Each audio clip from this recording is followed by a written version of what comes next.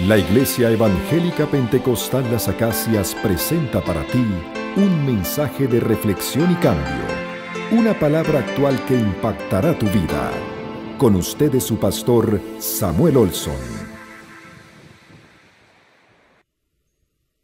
Cómo anima y cómo alegra ver a tantos que responden a una invitación,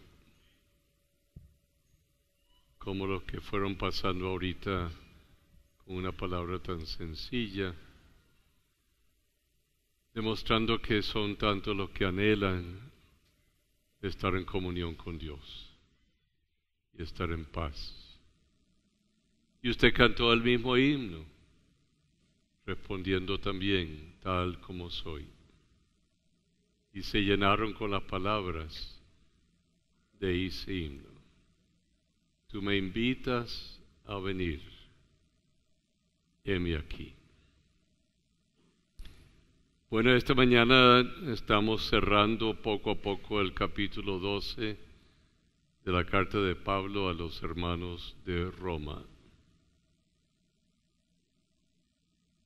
Es una carta dirigida a creyentes, a hermanos. Es una carta dirigida a un grupo heterogéneo. Y sin embargo, como es palabra que viene inspirada por Dios, habla a todos. La iglesia de Roma estaba compuesta de personas que venían de todas las latitudes geográficas, Europa hasta España, hasta el Asia Menor, hacia el Asia, norte del África, gente esclava y gente de la corte del César, comerciantes de todas clases, cultos e incultos, todos, judíos, paganos, cristianos, estaban allí. Y tenían en común el hecho de que en algún momento se habían acercado a Jesús. Y Pablo, que no los conocía, le escribe esta carta, una magna carta, que conduce a la vida, explica la fe, habla de la realidad de la sociedad cristiana dentro de una sociedad como cualquier otra sociedad. Y habla de la conducta del cristiano. Traduce todo lo que son los mandamientos y las leyes del Antiguo Testamento a una palabra accesible para la gente que no había tenido un trasfondo cristiano. Y les ayuda a entender lo que se espera del cristiano.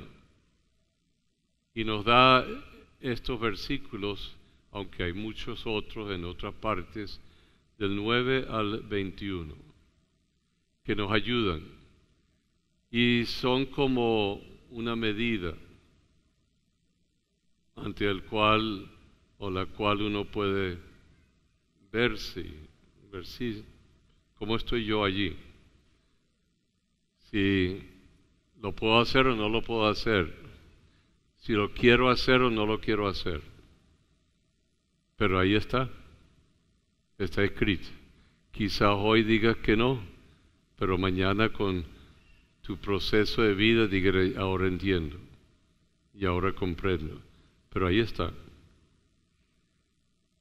Y hemos venido a una carta que nos ha enseñado mucho acerca de nuestra fe en Cristo y la salvación y la vida eterna, la transformación y la libertad del Espíritu. Y nos encontramos con estas palabras. Si usted no es cristiano, léalo y óigalo. Si usted es cristiano de cultura, pero no cristiano de compromiso, léalo y óigalo. Si usted es persona de compromiso con el Señor, léalo y fíjese, vea lo que hay allí. Y lo leemos todos en voz alta. Desde el versículo 9 ya nosotros hemos atravesado Si usted está aquí por primera vez, está en el final de un capítulo. Alguno dirá, bueno, ¿qué es eso? Bueno, va a tener que aprender mucho acerca de la Biblia. Pero si usted sigue, va a ir aprendiendo y va a ir creciendo. Pero nos metemos en los versículos y los leemos en voz alta, del 9 al 21. Y nos fijaremos en los últimos 3 versículos, 19, 20 y 21. Leámoslo por favor en voz alta. El amor sea sin fingimiento. Esto hay que entender, esto no es simplemente una posición ética, esto es una expresión del corazón de Dios para la vida de uno. Claro, es ética, es moralidad, pero viene inspirada por el Espíritu del Señor y está atado al pasado, al Antiguo Testamento. El amor sea sin fingimiento. Sigamos.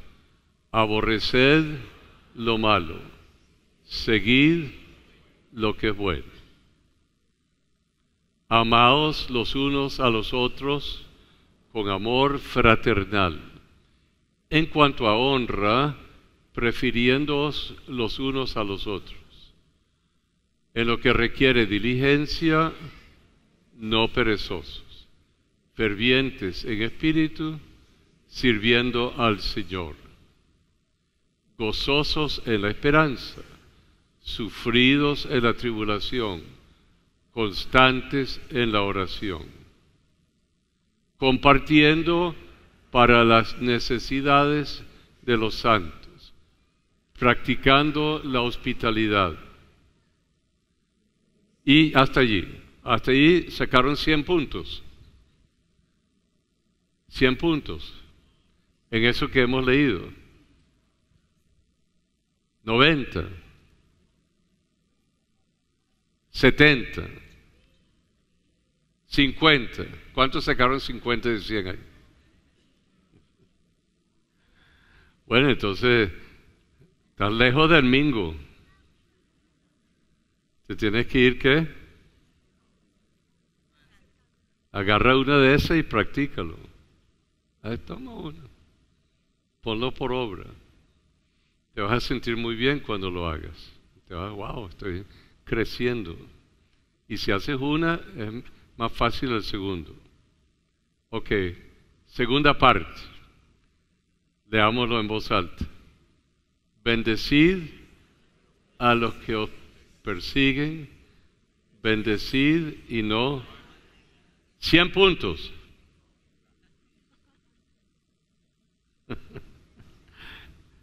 Ya está,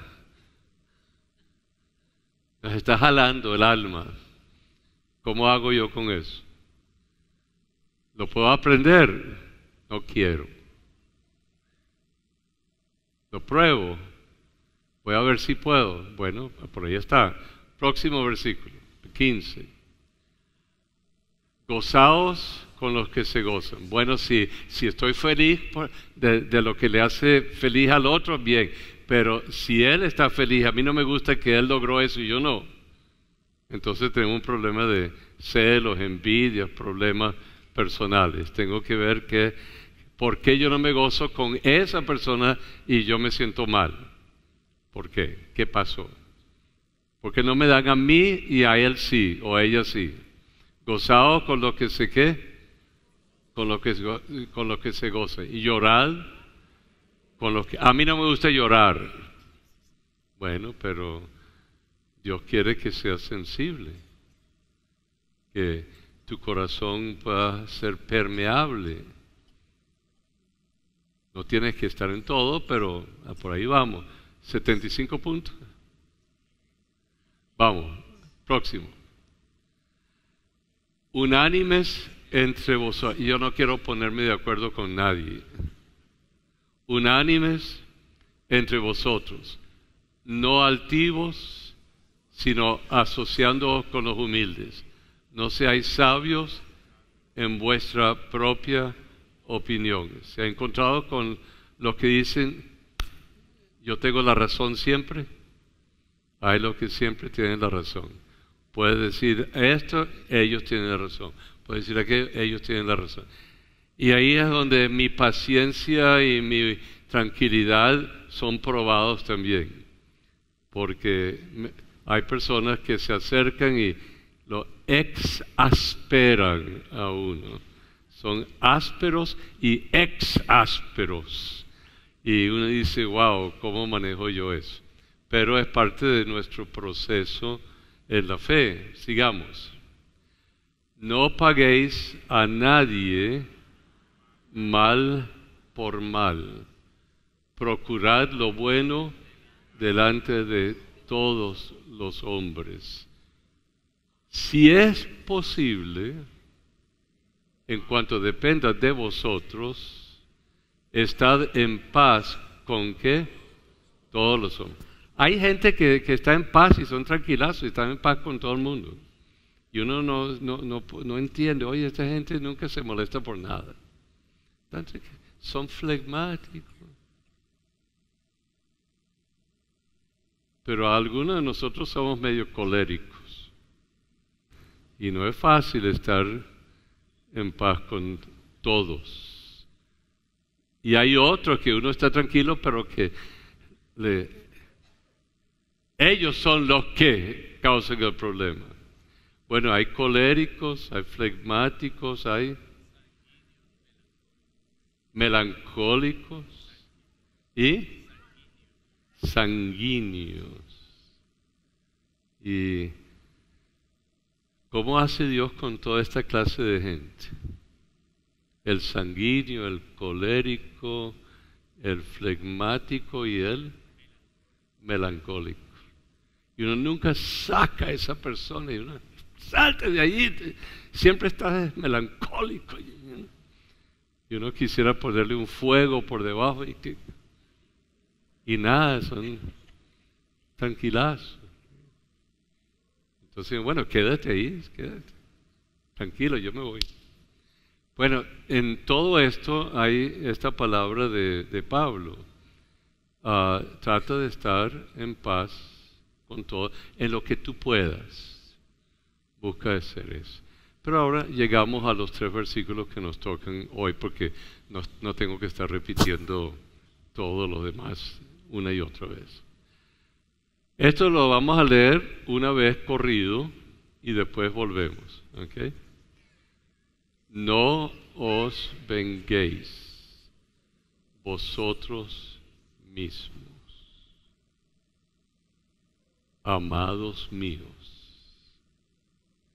sino dejad lugar que a la ira de Dios, porque escrito está: mía es la venganza, yo pagaré, dice el Señor. El amén parece que, Señor, ¿hasta cuándo espero que tú muestres tu ira?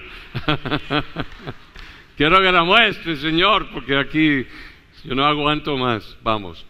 Así que si tu enemigo tuviere que hambre, dadle de qué comer. Y si tuviese sed, dale de beber. Pues haciendo esto, ascuas de fuego amontonarás sobre su cabeza. Alguno yo le veo, yo darle de comer a mi enemigo, o darle de beber a mi enemigo. A mí qué me importa si hay ascuas sobre su cabeza, no le voy a dar nada. Así el corazón, la mente o las reacciones que hay. No seas que vencido de lo malo, sino vence con el bien el mal. Ahí están los 3 versículos. No queda mucho tiempo y yo sé que esperaron mucho para entrar porque el segundo culto se dilató, así que sabemos que el domingo que viene cerramos esto, pero vamos a entrar. ¿Okay? La primera frase cuando Pablo nos dice esto, porque esta es la tercera parte de este juego del 9 al 21, no os venguéis. Esta parte no es fácil para nadie, porque todos somos víctimas de la maldad de otros en algún momento. Y vivimos eso. Y tengo que preguntarme si hay una diferencia en mi conducta con tales personas antes de conocer al Señor, y ahora que conozco al Señor, ¿cuál debe ser mi conducta? Mi manera de manejar esa acción o esa conducta de la otra persona. Y Pablo empieza con, no empieza, en medio de la frase hay dos palabras, amados, ¿qué? ¿Qué dice ahí? Amados, ¿qué? Míos. Es importantísimo oír eso de parte de Pablo, porque él sabe lo difícil que es esto. Así que es muy comprensivo con el lector y con el oidor, porque sabe que decir esto exige unos cambios muy hondos en el corazón del ser humano. Y por eso casi te diría, amado mío, no tienes que seguir vengándote. En vez de, no te vengues, vale, ya se acabó. ¿Tú eres cristiano o no eres cristiano? Tú no te puedes vengar.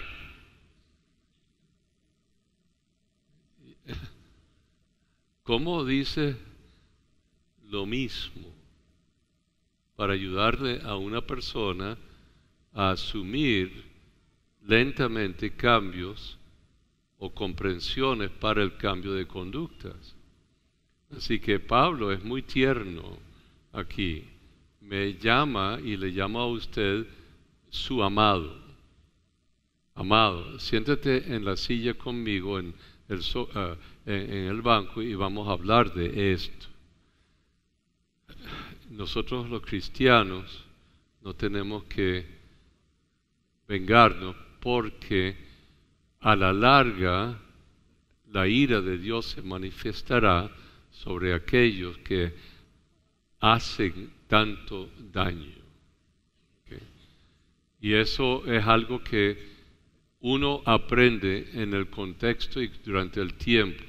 Aprende durante los años de vida de uno. Uno ve cómo gente que ha hecho daño y que aparentemente han pasado impunes sufren situaciones muy tristes, y hasta uno les tiene compasión después por lo que tienen que sufrir a causa de sus conductas erradas en la vida.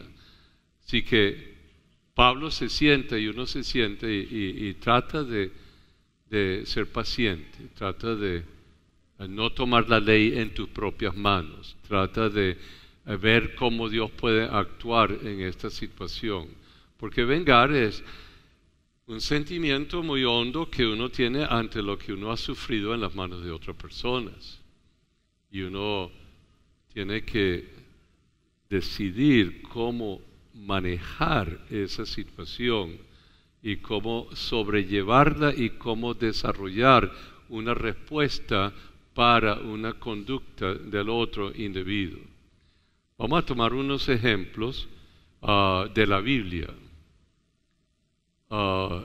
José, ¿qué hizo con los hermanos que le llevaron a Cairo, vendido en la cárcel, acusado injustamente? Pero como llega a la corte del faraón y pasa hambre todo en la zona, pero él había sido usado para levantar respuestas ante el hambre de la nación y más allá. Cuando él ve que sus hermanos llegan, quienes le han vendido, llegan para pedir y comprar trigo y respuestas, él podría fácilmente haberlos mandado a acabar, porque él era el segundo en la nación, tenía la palabra, su palabra era del faraón, y decía, me hicieron daño y ya, acaben con ellos. Lo podría haber hecho, sin ningún problema. Pero él decide no hacer eso. Él decide probarlos. Ellos no saben quién es él, y los manda donde el papá, vuelven, los manda otra vez donde el papá, vuelven y después se los trae a toda la familia porque descubre quién es él, y ellos pensaban que él los iba a destruir, y él dice: no, hermanos, no obstante todo lo que ha ocurrido, para este momento Dios me puso aquí para salvar mi familia, para salvar mi hogar, para traerlos a ustedes y darles otro tipo de futuro en vez de la hambruna. Eso costó tiempo y fue otra manera de manejar la venganza, la posible venganza, y lo que le hicieron sus hermanos. Y los sacó a ellos a la abundancia de Cairo, y se les dio un lugar muy especial donde ellos pudieron fructificar. Así que estamos viendo que el que no se venga, sino que trata a la gente de otra manera, en este caso, usando el ejemplo de Pablo, el que tiene hambre, darle de comer. Vinieron sus hermanos y él podría haberse vengado y no lo hizo. Ese es un ejemplo. Hay muchos otros ejemplos en la palabra de lo mismo y de lo que ocurrió. Pablo mismo, Pedro también, Jesús colgando en la cruz. Perdónalos porque no saben lo que están haciendo. ¿Qué acto de amor es este? Que algunos se burlaron y otros dicen: este es el Hijo de Dios. Algunos reconocen y a otros no reconocen. Y no entienden, y no saben. Y su mente es transformada. Bien, aquí tenemos esta frase de Pablo: no os vengáis, ¿por qué?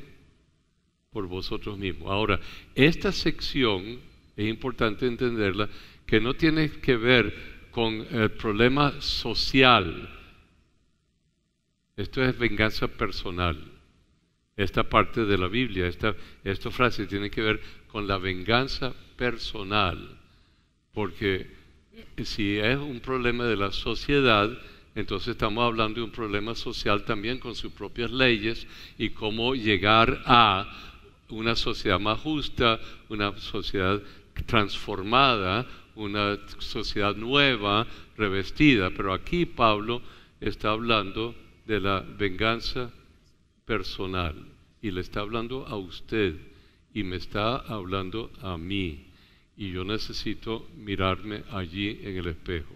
Así que no os vengáis que por vosotros mismos, sino dejad lugar que a la ira de Dios. Uno de los grandes defensores de la gente negra de los Estados Unidos, que era negro y que fundó la Universidad de Howard, cerca de Washington, mejor dicho en Alabama, dijo: yo no voy a permitirme rebajar a odiar a otro. Para mí eso es rebajar mi dignidad, el odiar a los que me han odiado. Mi posición es totalmente distinta. Yo soy cristiano y actuaré de otra manera para cambiar el estatus de mi gente, la gente negra de los Estados Unidos. No me rebajaré odiando al que me ha odiado. Ponga. Odiar y vengarse del que le ha hecho daño es simplemente causar más daño. Odio más odio, destrucción. Maldad más maldad es destrucción, no construye. Así que tengo que buscar las maneras de responder y de cambiar la situación para bien. Así como un niño busca, la madre con un niño trata de separarles para que no peleen más porque son niños. Tenemos que buscar las maneras de cambiar un contexto. Así que ahora vamos a hablar por unos minutos. Ya he dado algunos ejemplos, ya he hablado una entrada y vamos a decir entonces, ¿qué puedo hacer con estas ganas de vengarme?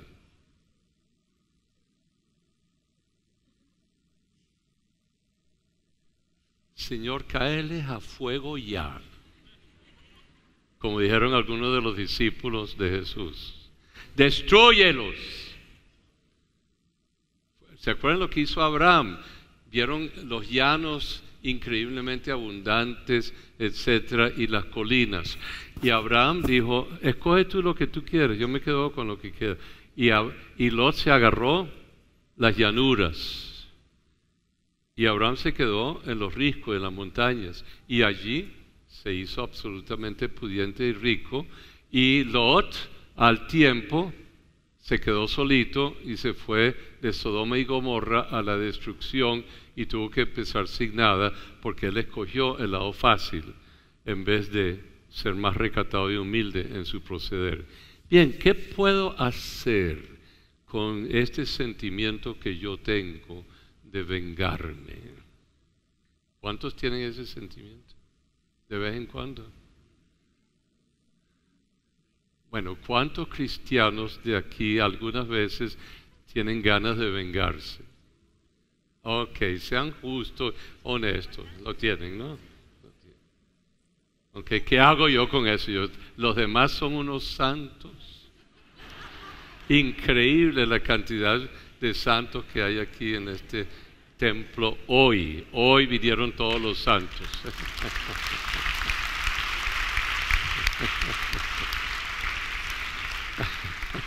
Tú.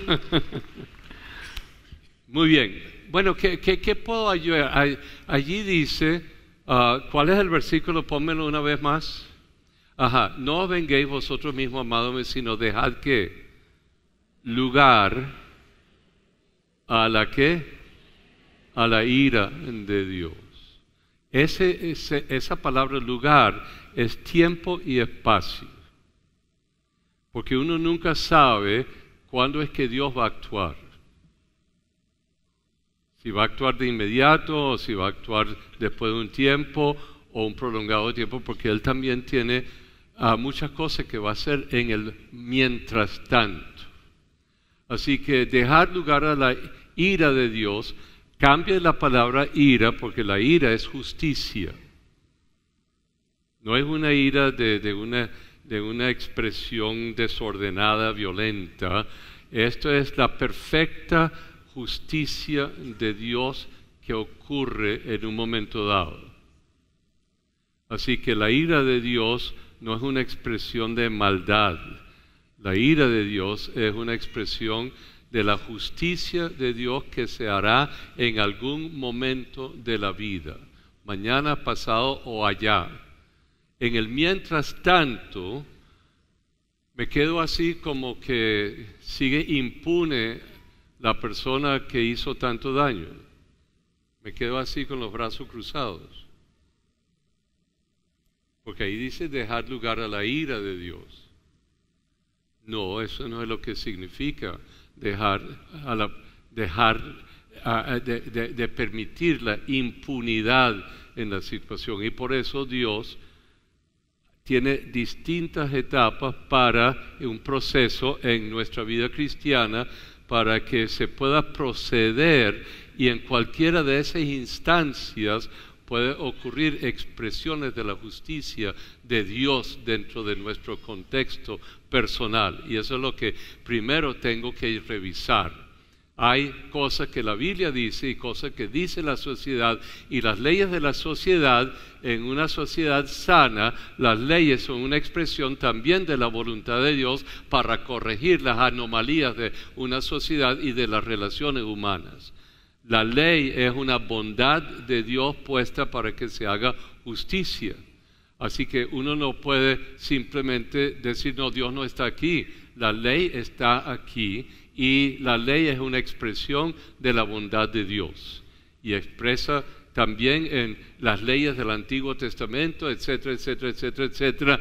Hay leyes, y por eso uno de los grandes magistrados y abogados de Venezuela, antes de morir, estaba mostrando cómo las leyes de Dios tenían su asidero en la Biblia, en la palabra de Dios.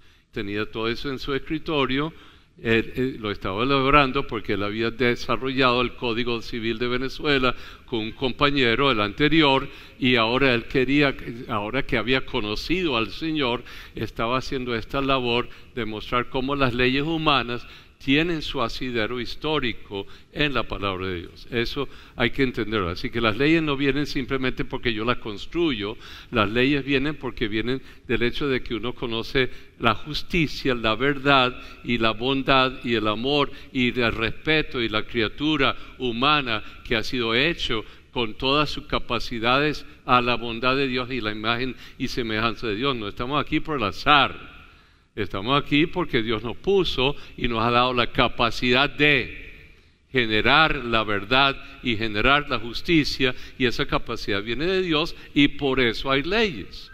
Desde el Antiguo Testamento, lo de Hammurabi, lo de acá, luego después de Cristo la Magna Carta, las cartas romanas, todo eso son expresiones de la voluntad de Dios. Y si no entendemos eso, no entendemos que nosotros tenemos leyes, la intervención de Dios para las estructuras humanas. Pero vamos aquí, nosotros que somos cristianos, nosotros que estamos aquí sentados en una situación, ¿qué hago? Bueno, lo primerito que hago yo como cristiano, que es muy difícil y lo puedo lograrlo hoy, o quizás lo logre un poco más mañana, o poco más pasado mañana, hasta que yo puedo decir, sí, perdoné a la persona. Es una de las tareas más importantes del ser cristiano, llegar a perdonar al otro. Eso no quiere decir ni impunidad, ni que no se haga justicia. Estoy hablando de cómo está la condición de mi corazón, de sanarme a mí mismo del odio de la venganza. No equivale a dejar que ruede impunemente la situación, no equivale a eso, sino cómo está mi corazón. He podido separarme y perdonar y librarme para que eso no me esté cobrando emocionalmente todo el tiempo el odio, la venganza, etcétera, etcétera, etcétera. ¿Puedo yo perdonar? Ya, está bien. Eso tiene un costo de tiempo y de trabajo en mi vida interna, pero es esencial en nuestra vida como cristianos.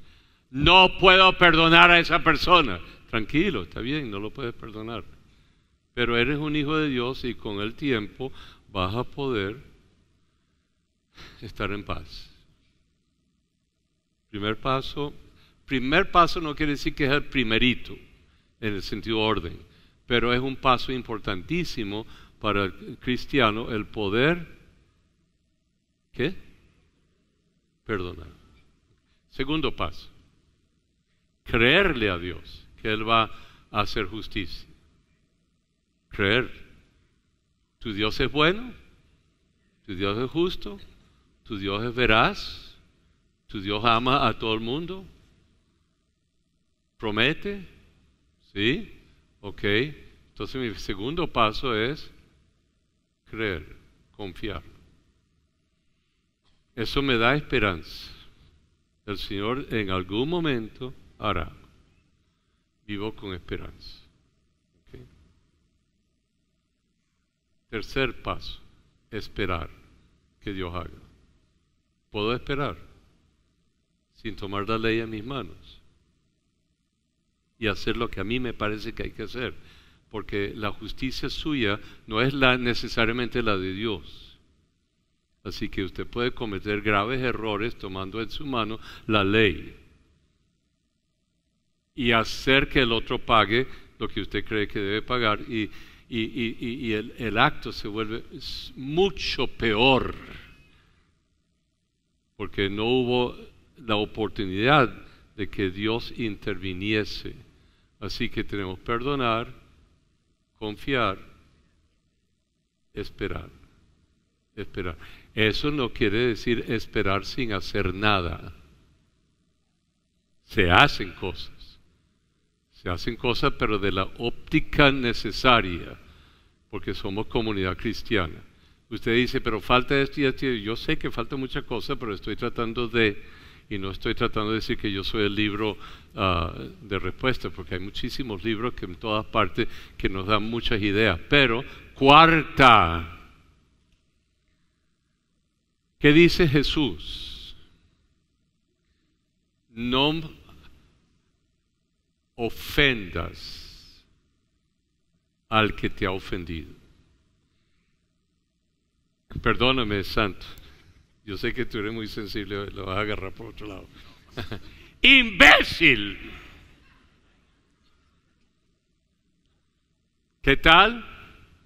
Eso es correcto, Alvis. ¿Ah? ¿Qué es horrible? ¿Él o yo, o que yo haya dicho eso? ¿Ah? ¿Verdad? Y Jesús dice, eso no se hace. Mateo 5.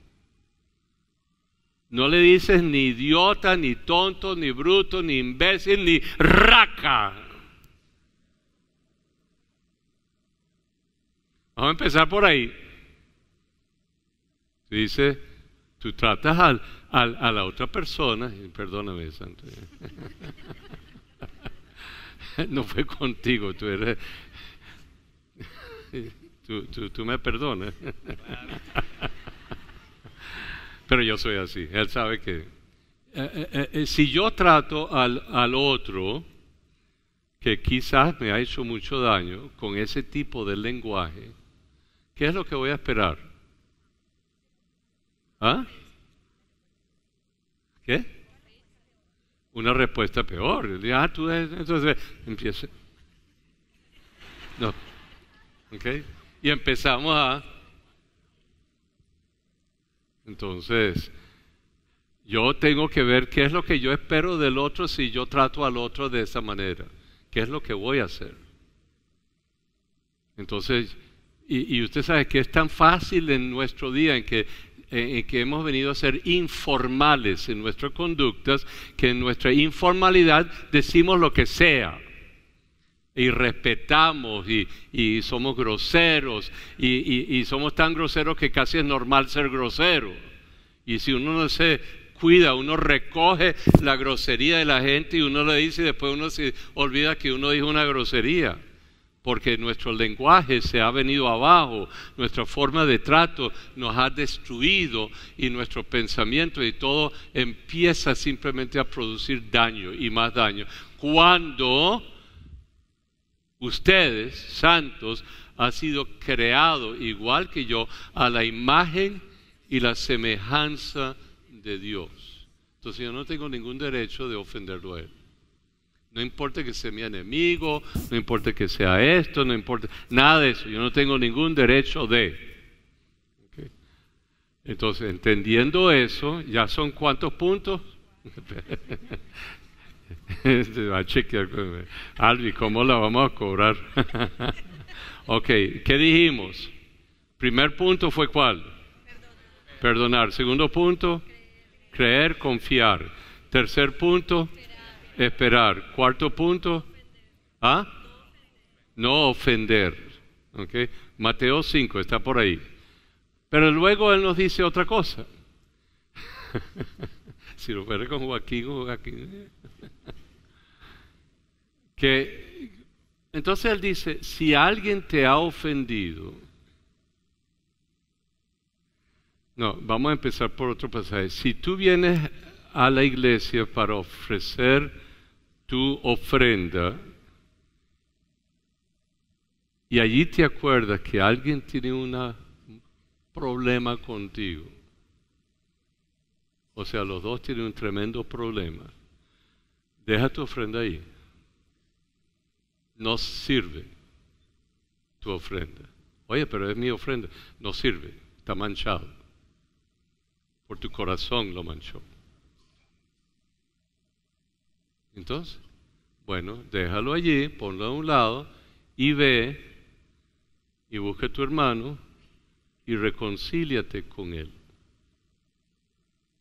Porque es tu hermano.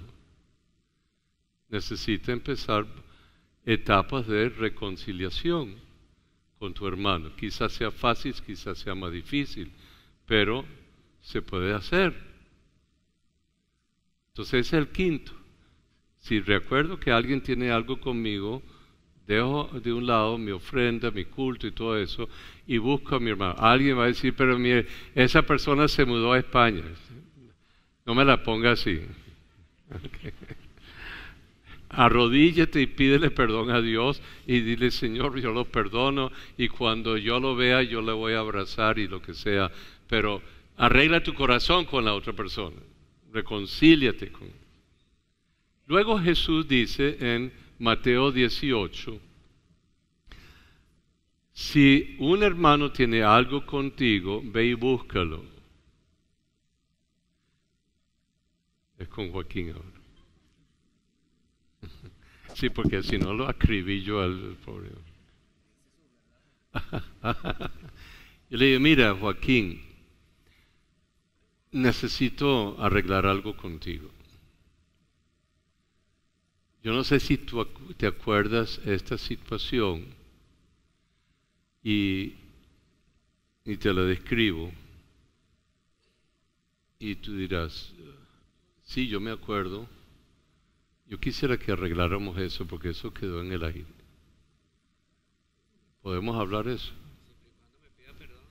Siempre y cuando me pida perdón. Si me pide perdón de corazón, lo arreglamos. Ok, ya me está condicionando. Ok, entonces yo tengo que decidir si ya yo no puedo voluntariamente pedirle perdón, que es lo que yo voy a hacer, pero si ya me puso la condición. Entonces yo tengo que ver si soy noble, suficientemente noble, como para decir, sí, exactamente, yo he venido a pedirte perdón. ¿Podemos arreglar eso? Claro, pastor. ¿Sí? Igual yo tuve una conducta no acorde, le respondí de mala manera y también quiero que arreglemos eso y le pido perdón también. Bueno, yo también te perdono y gracias a Dios que pudimos arreglar. No te vas a olvidar eso. Sí, claro. No se lo vas a comentar a alguien por ahí. No. ¿Ah? Usted sabe, porque somos perfectos chismeadores. Entonces, lo dejamos allí. Se quedó allí, se resolvió allí. El que tiene que llevar eso a otras instancias no perdonó. Eso no quiere decir que no olvido, pero que aunque haya parte de eso en mi memoria, no lo cargo como algo ofensivo, sino sanado. Y ya no hay ese sentimiento por emoción. Pero vamos a suponer, esa es la primera instancia. ¿Ok? Mateo 18. Pero Jesús dice, segunda instancia, si no pudiste arreglar la situación entre los dos, llama a un testigo. José Gregorio. Llama a un testigo. Esto no tiene nada que ver con la multitud de gente. Entonces somos hermanos y estamos arreglando la cosa. Mira, José Gregorio, nosotros te estamos invitando como testigo porque necesitamos resolver esta situación. Cuéntale tu situación, Joaquín, inventa algo que no sea tan malo. Mira, resulta que le conté algo al pastor y el pastor se lo contó a otra persona y eso, oye, me molestó mucho, ¿vale? Yo vine confiando en él y... Eso no es así. Pero es que fulano me comentó... Tú estás malinterpretando esa situación. Bueno, yo vine a hablar con él, pero no puedo, o sea, quiero ver si tú... Entonces estamos, ok. Entonces, ¿qué sucede? En esta segunda instancia, interviene el testigo. A ver cómo va a intervenir. Cuidado. Ok. Vuelve a repetir lo que tú dijiste y Samuel se queda calladito. Bueno, me molestó que yo le comenté algo y él lo comentó con otra persona y bueno. Eso es lo que tú cargabas dentro de ti. Ok. ¿Y cómo entiendes tú que fue la situación? Mira, alguien le ha dicho que yo comenté una cosa por allá.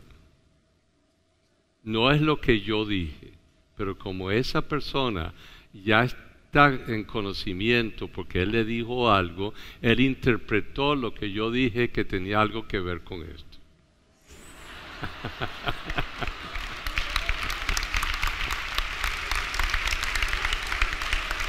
Ok.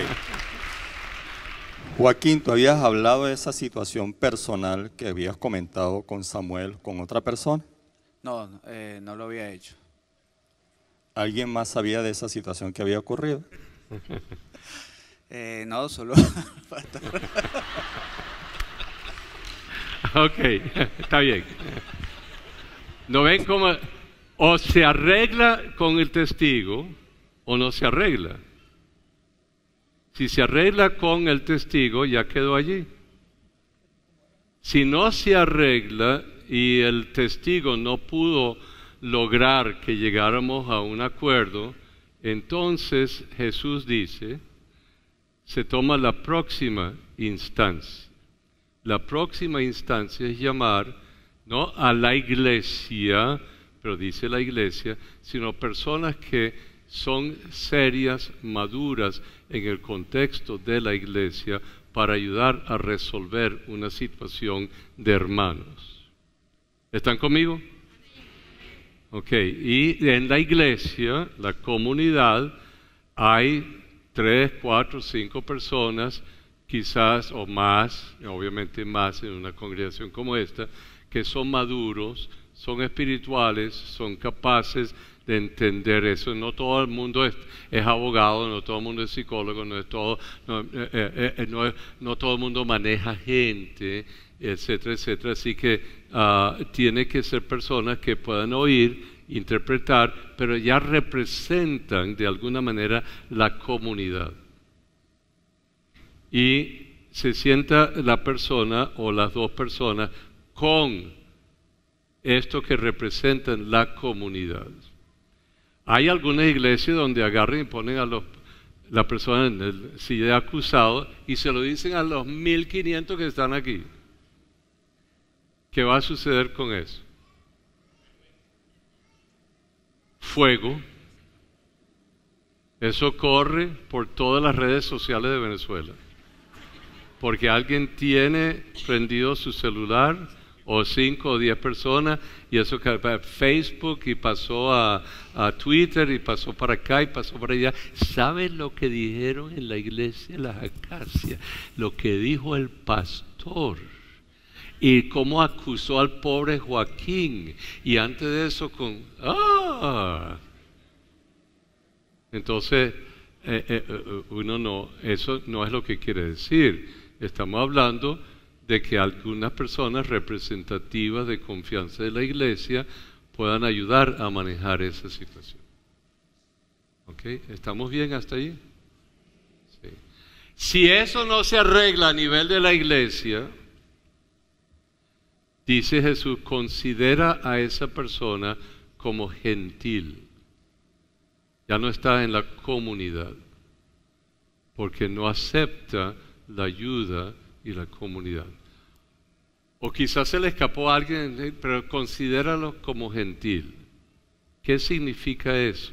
Eso significa que ya la persona resuelve su situación a nivel de las leyes de la sociedad. ¿Okay? No es que un pagano, esto y lo otro y lo otro y lo... No.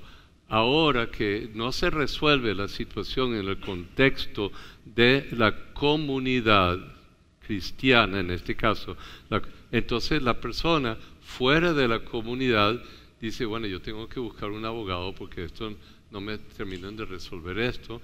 Entonces, bueno, se llama a los dos ya no como cristianos, sino como ciudadanos, y tienen acceso a todos los derechos jurídicos, legales de la nación para buscar la resolución de su situación que se ha presentado. ¿Eso es anticristiano? No, no es anticristiano porque el Señor nos ha dado las leyes para el orden y la paz de la sociedad. Y el Señor nos ha dado la iglesia y el Señor nos ha dado una vida en Cristo, pero también hay momentos en que la justicia para alguna situación se resuelve afuera. Aquí no tenemos una inmobiliaria para resolver el problema de vivienda suyo. Entonces hay leyes. Aquí no hay para resolver problemas financieros y económicos suyos. No hay todo eso y no se puede arreglar. Hay cosas que ya se escapan de las manos de uno y hay que resolverlo en el contexto social, jurídico, moral, etcétera, de una sociedad, y para eso están las leyes. En todo ese proceso, ahora escuchen lo que estoy diciendo, en todo ese proceso se está manifestando la posible justicia de Dios en un caso. No tengo que esperar que Dios llegue y le ponga fuego a todo el mundo. No, aquí quizás se haya resuelto en la primera instancia, o en la conversación muy personal, o en la segunda o la tercera. En todos ellos se va dando un reflejo de lo que es justo y de lo que es bueno, y lo que sucede en una sociedad. Bueno, mira, lamentablemente yo como juez llego a la determinación que tú le quitaste un dinero a fulano, y aquí lo justo es que se lo devuelva, pero con intereses. ¿Qué sucede? Se manifestó ¿qué? La justicia de Dios. O puede ser algo más difícil, pero se manifiesta en las leyes de una nación la justicia de Dios. No se manifestó, bueno, en su tiempo Dios hará. Y algunas veces la respuesta de Dios es tajante. Sucedió esto, se acabó, pero bueno, Dios es injusto, ya va. Te dio todas estas oportunidades para resolver, no lo hiciste, y Dios hizo justicia. Dios arregló eso y dio la respuesta. Y se acabó. Domingo que viene, trabajamos otro poquito. Todo de pie, por favor.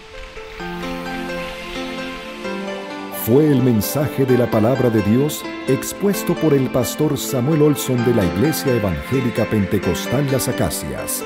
Si deseas adquirir este material, puedes llamar al teléfono 213-7031.